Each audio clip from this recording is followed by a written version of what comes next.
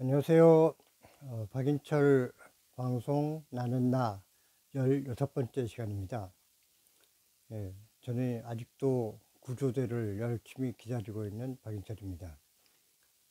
5월은 가정의 달이라고 그러죠.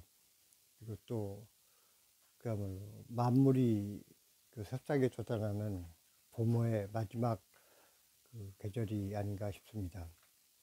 요즘에 이제 워낙 열대화가 진전되다 보니까 뭐 봄인지 여름인지 좀 애매한 그런 계절이 되고 말았는데, 아무튼 움츠러들었던 겨울을 벗어나서 활동이 보다 활발해지는 그런 때가 아닌가 싶습니다.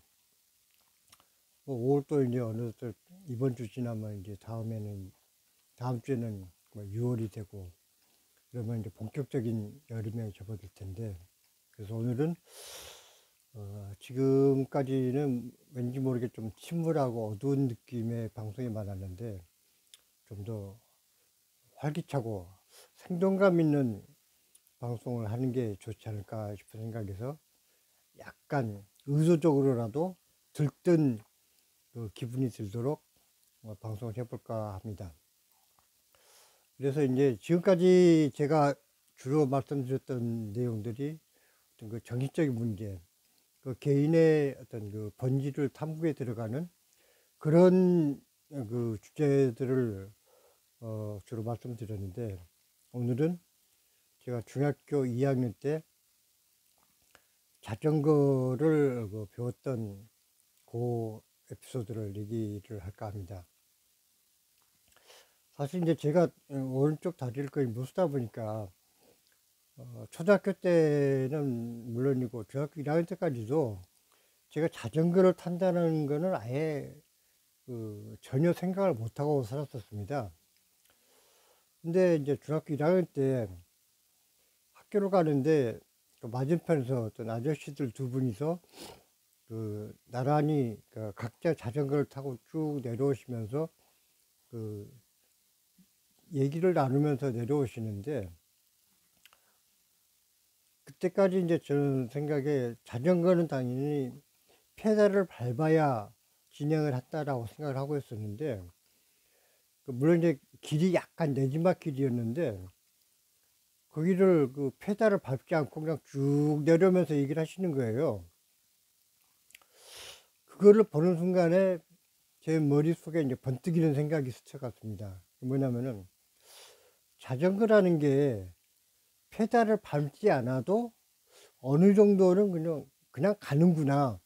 그러면 관성의 힘에 의해서 움직일 수 있다라는 이제 생각이 비치면서, 좋아, 그러면은 나도 한쪽 다리는 멀쩡하게 쓸 수가 있으니까 페달을 한번 힘차게 밟아 놓고 어느 정도 가는 동안에 다시 페달을 돌려서 또 밟고 하면은 자전거를 탈 수 있지 않을까 라는 쪽으로 이제 생각이 미친 겁니다. 근데 이제 진도 같은 경우에 초등학교는 좀 큰 동네 갔으면 다 가까이에 학교들이 있으니까 그렇게 장거리 통학을 하는 학생들이 그렇게 많지는 않은데, 중학교만 해도 이제 학교 수가 이제 많이 줄어들다 보니까 보통 뭐한 3, 4km 정도는 걸어 다니는 친구들이 많았습니다. 근데 이제 거리가 3, 4km 이상 벗어나는 경우에는 심지어 산을 하나 넘어서 이제 통학하는 친구들도 있었고, 또 이제 좀 거리가 있다 싶으면 이제 자전거로 통학하는 친구들이 꽤 있었습니다. 근데 시골에서는 흔히 신사용 자전거라고 얘기하는 승용 자전거만 타는 게 아니라 뒤에 짐을 실을 수 있도록 이렇게 큼직한 짐 싣는 뭐라고 해야 되나, 어떤 웬만큼 큰 짐도 실을 수 있는 그런 좀 뼈대가 굵은 그런 자전거로 통학을 하는 친구들도 많이 있었거든요. 그래서 이제 중학교 때, 그러니까 중학교 입학하자마자 졸업할 때까지 3년 동안 바로 옆집에 사는 제 친구가 늘 제 가방을 데려다주는 친구가 있었는데, 지금도 사실 그 친구 생각하면 늘 평생 어떤 그 고마움과 미안한 마음을 항상 가지고 있는 그런 친구가 있었습니다. 근데 이제 그 친구한테 야, 나도 좀 자전거를 타보면 어떻겠냐 하고 이제 의논을 했어요.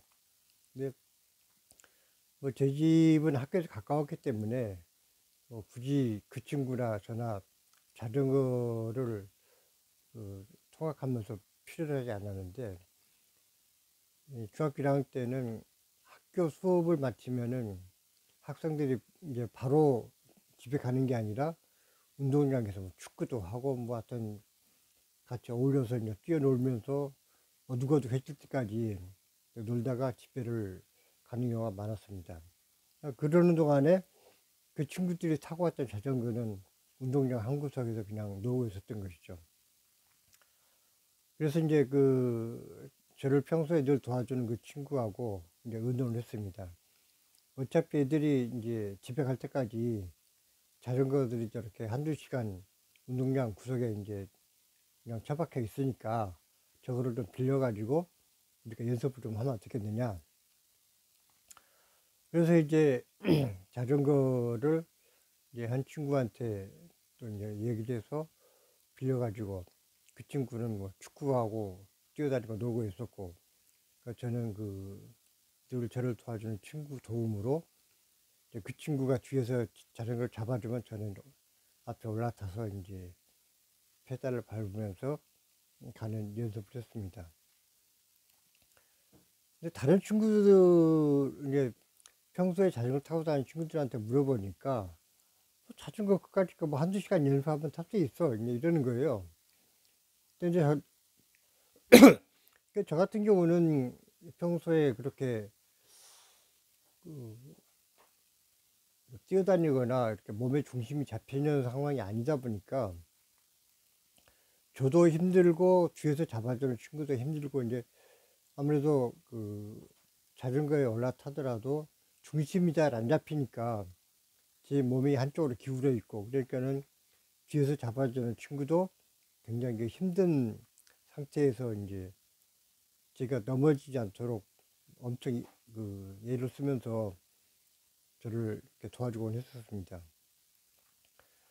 처음에는 이제 올라타는 것부터도 이제 힘들었었는데, 올라타고 뭐 처음에는 조금씩 이제 뭐 5m, 10m 이렇게 가다가 또 이제 서가지고 또 뒤에서 잡아주면 간신히 이제 자전거에서 내려오고, 뭐 이렇게 이제 연습을 쭉 이제 했는데 한 일주일쯤 하고 나니까는 어느덧 중심은 잡히더라고요. 그래서 운동장 한쪽에서 이제 뱅글뱅글 돌면서 그리고 또 방향을 잘못 잡아가지고 축구 골대에 들이받기도 하고, 그러다가 또 그러면서 이제 또 넘어지기도 하고, 또 툭툭 털고 일어나가지고 다시 또 이제 타고 가고 뭐 이런 식으로 했는데, 한 2주일쯤 연습을 하고 나서 이제 처음에 출발할 때는 저를 도와주던 친구가 출발 시점에서 이제 뒤에 잡아주고, 그럼 저는 이제 페달을 밟으면서 이제 운동장을 빙 돌고 있었는데, 한 번은 제가 자전거를 타고 이제 운동장을 빙 돌고 있는데 당연히 뒤에서 붙잡고 저를 따라올 줄 알았는데, 그 친구가 운동장을 반쯤 돌고 보니까 출발지에 그냥 서 있는 거예요. 깜짝 놀라가지고 뒤로 슬쩍 돌아보니까는 저 혼자 자전거를 타고 이제 운동장 반바퀴를 돈 겁니다. 그때는 내가 혼자서 자전거를 타고 있었네 라고 하면서 이제 그 자신감이 생기더라고요. 그래가지고 결국은 운동장을 한 바퀴를 빙 돌고 이제 내릴 때는 또 뒤에서 붙잡아 주니까 간신히 또 이제 내려오고, 그러면서부터 한 일주일 정도는 더 이제 운동장에서만 이제 빙빙 돌고, 그러니까 출발할 때 붙잡아 주고 내릴 때만 붙잡아 주면은 중간에 가는 동안에는 나 혼자서 갈 수 있는 그런 정도까지 이제 훈련이 됐었습니다. 그러고 나서 이제 거의 한 달 가까이 연습한 끝에 이제 그다음부터는 길거리로 이제 자전거를 타고 나가기 시작했습니다. 근데 이제 진도는 뭐 지금은 그 얼마큼 길이 넓어졌는지 모르겠는데, 그때는 그 현재 그 도로 사정으로 계산해 보면은 뭐 보통 2차로 내지는 3차로 뭐 넓어야 한 4차로 정도 되는 길이 대부분이었기 때문에, 또 이제 진도는 그 당시만 해도 그 포장도로가 거의 없었습니다. 그래서 이제 그야말로 맨 땅에서 이제 그 비포장도로를 자전거를 타고 이렇게 달려다니고 했었는데, 조금씩 이제 그 도로를 따라서 이제 쭉 다니는데, 한 번은 이제 그 동네 앞을 흐르는 개천이 있고, 그 개천을 가로지르는 이 조그만 다리가 있었습니다. 근데 그 다리를 이제 개천보다는 약간 높게 만들어 놨었기 때문에 이 다리가 약간 높고 위아래로 이제 경사진 도로가 연결되어 있었거든요. 그래서 그날도 그 신나게 이제 자전거를 타고 그 다리를 건너서 쭉 내려가는데, 저는 이제 어차피 그 길이 텅 비어 있고, 뭐 그 당시에 뭐 차는 아예 거의 안 다니다시피 했고, 뭐 가끔 가다 경운기나 자전거나 한두 대씩 지나가는 그런 길이었기 때문에 이 내리막에 있어서 신나게 이제 페달을 밟으면서 이제 쫙 내려갔거든요. 근데 저 멀리 산 밑에서 이렇게 친구들 두 명이서 이제 오는 거를 어렴풋이 봤는데, 처음에 봤을 때는 누군지를 전혀 알아볼 수 없을 정도로 먼 거리였습니다. 그 이제 가까이 가보니까 제 친구들이 이렇게 산에서 놀다가 내려오고 있더라고요. 근데 그 친구들이 저를 보고 하는 소리가, 너 저기 다리에서 내려올 때 넌 줄 알았다 그러는 거예요. 그 거리가 도저히 얼굴을 알아볼 수 없는 거리였는데 넌 줄 알았다라고 하니까, 이제는 그 친구들이 이제 장난치는 줄 알고, 야 거기서 도저히 누군지 알 수도 없었는데, 나는 거기 다리 내려올 때 니들을 그 사람들 둘이 내려오는 건 알았지만 니들이 오는 거는 전혀 몰랐다. 어떻게 니들이 나라는 거 알았냐? 그랬더니 한 친구가 대뜸 하는 소리가, 야 내리막길에서 페달 밟은 놈이 너밖에 더 있겠냐? 이러는 거예요. 그래서 그런가? 가만히 생각해 보니까는 사실 제가 그 자전거를 탈 수 있다라는 자신감을 그 깨달았을 때도, 그 아저씨들 두 분이서 그 내리막길에서 페달을 밟지 않고 쭉 내려오는 그 모습을 보고 이제 자전거를 나도 탈 수 있겠구나라는 생각을 했던 것처럼, 이 걸을 때하고 다르게 약간의 경사만 있어도 자전거에서는 민감하게 느껴집니다.